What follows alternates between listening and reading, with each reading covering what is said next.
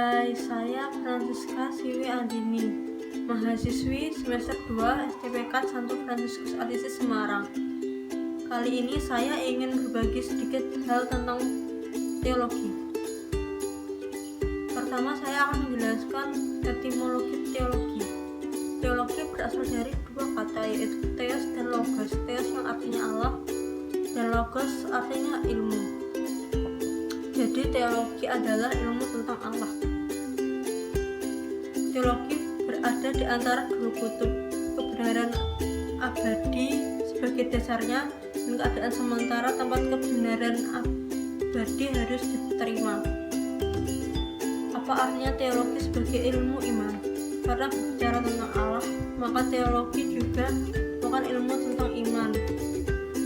Apa maksudnya? Iman harus menyertai dan mendukung seluruh studi teologi.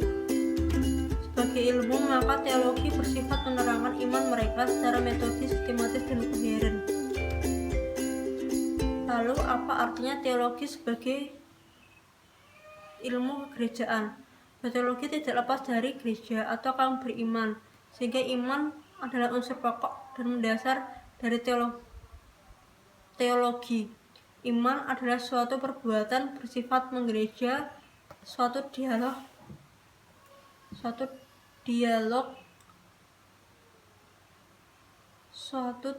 kaum beriman dengan Allah.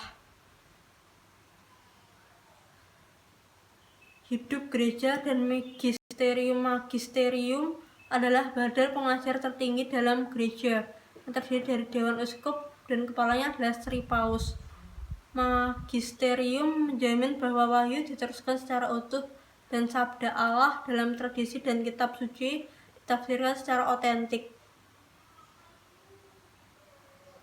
Hidup gereja sebagai fenomena budaya sekaligus peristiwa sabda. Beriman selalu dalam konteks manusia dan budaya. Kebudayaan mempengaruhi pengungkapan dan perumusan iman, oleh karena itu hidup gereja tidak dapat dipisahkan dari manusia dan kebudayaan. Kitab suci dan tradisi sebagai sumber teologi. Kitab suci dan tradisi tidak dapat dipisahkan satu sama lain karena berasal dari sumber yang sama. Kitab suci adalah sabda Allah, sedang tradisi adalah proses penerusan sabda Allah yang terus-menerus di bawah bimbingan dari Roh Kudus. Magisterium melayani kitab suci dan tradisi. Magisterium mendengarkan sabda Allah yang berkumandang dalam keyakinan iman gereja. Tradisi berasal dari para rasul yang merumuskan apa yang mereka terima dari Yesus Kristus dan bimbingan dari Roh Kudus. Apa yang dimaksud dengan saksi tradisi? Saksi-saksi tradisi adalah para bapak gereja, yaitu orang Kristen awal yang menulis dalam bahasa Yunani, Latin, Syria, dan Armenia.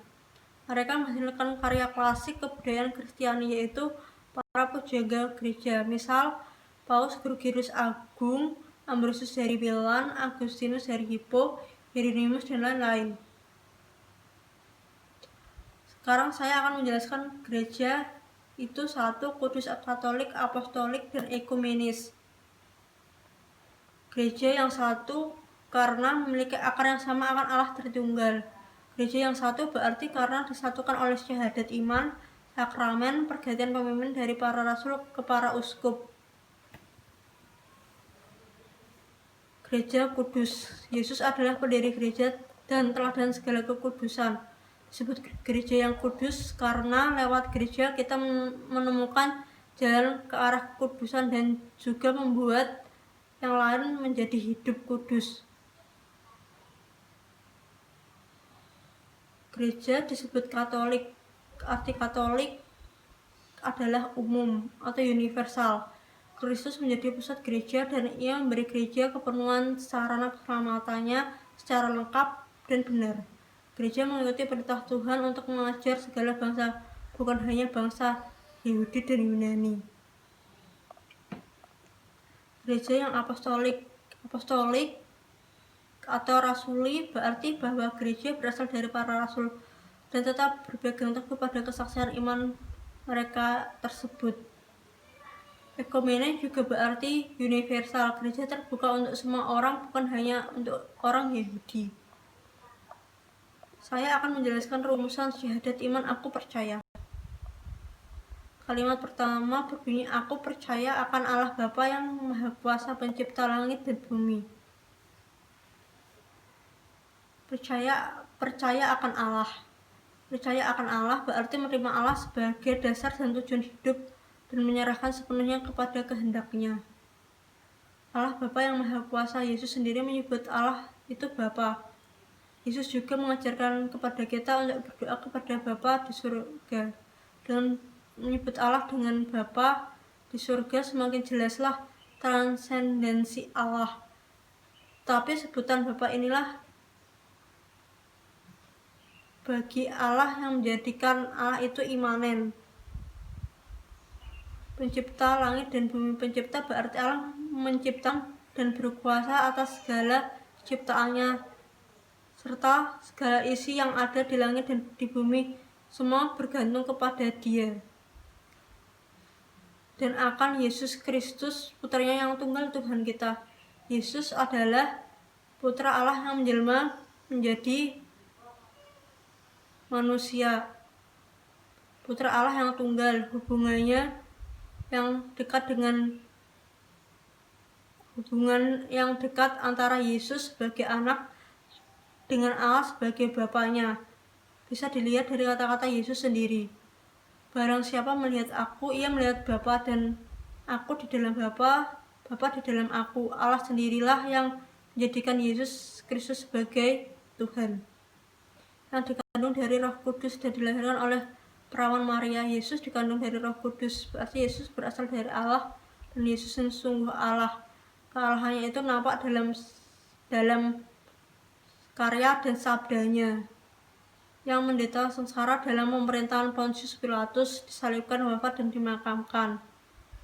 Sengsara yang diderita Yesus adalah ketika ditinggal sendirian di kebun zaitun dan mengalami sakaratul maut. Tubuhnya didera, kepalanya dimahkotai duri, mengikul salibnya dari istana Pilatus sampai ke bukit Golgota. Yang menderita sengsara dalam pemerintahan Pontius Pilatus, disalibkan, wafat, dan dimakamkan. Pontius Pilatus adalah seorang berkebangsaan Roma yang menjadi gubernur di Yerusalem. Yesus sungguh mati di kayu salib. Yohanes melihat sendiri Yesus mati di kayu salib. Jadi Yesus dimakamkan berarti bahwa Yesus sungguh mati sebagai manusia, yang turun ke tempat penantian pada hari ketiga bangkit dari antara orang mati. Yang turun ke tempat penantian, Yesus turun ke tempat penantian berarti Yesus menyampaikan kabar kebahagiaan dan keselamatan bagi orang yang saleh, yang telah hidup dan mati sebelum Yesus Kristus. Tapi Yesus tidak tinggal di tempat penantian itu, karena Yesus telah dibangkitkan oleh Allah. Sebab tidak mungkin Yesus Kristus tetap berada dalam kuasa maut. Pada hari ketiga bangkit dari antara orang mati. Yesus bangkit dari antara orang mati berarti Yesus mengalahkan maut. Dan mengalahkan maut dan dosa berarti Yesus menjadi Tuhan dan juru selamat kita, yang naik ke surga, duduk di sebelah kanan Allah Bapa yang Maha Kuasa. Di surga itulah Allah bertahta. Yesus naik ke surga karena Yesus berarti Yesus hidup bersama dengan Allah Bapanya. Yesus duduk di sebelah kanan Allah Bapa, artinya Yesus mengambil bagian dalam kekuasaan Allah Bapanya. Dari situ ia akan datang mengadili orang hidup dan mati. Yesus akan datang mengadili orang hidup dan mati, maksudnya ialah Yesus menjadi hakim atas semua orang dari segala zaman dan tempat. Kuasa ini diberikan oleh Allah. Aku percaya akan Roh Kudus. Roh Kudus adalah pribadi Allah yang ketiga. Ialah Roh penghibur yang berasal dari Allah Bapa dan Putra.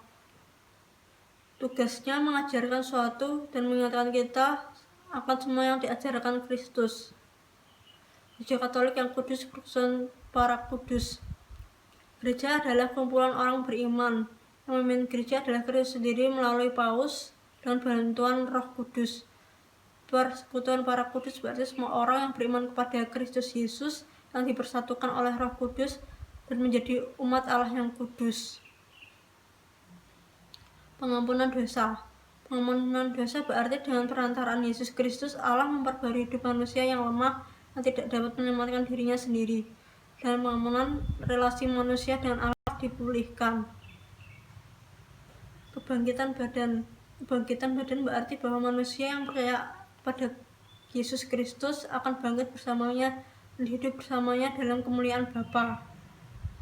Hidup kekal berarti hidup bersatu dengan Allah dalam kebahagiaan dan kesempurnaan selama-lamanya. Amin. Amin adalah suatu seruan tanda setuju, berarti demikianlah hendaknya. Kata amin di akhir syahadat iman atau doa-doa kita berarti kita setuju terhadap apa yang telah kita ucapkan. Sekian dan terima kasih.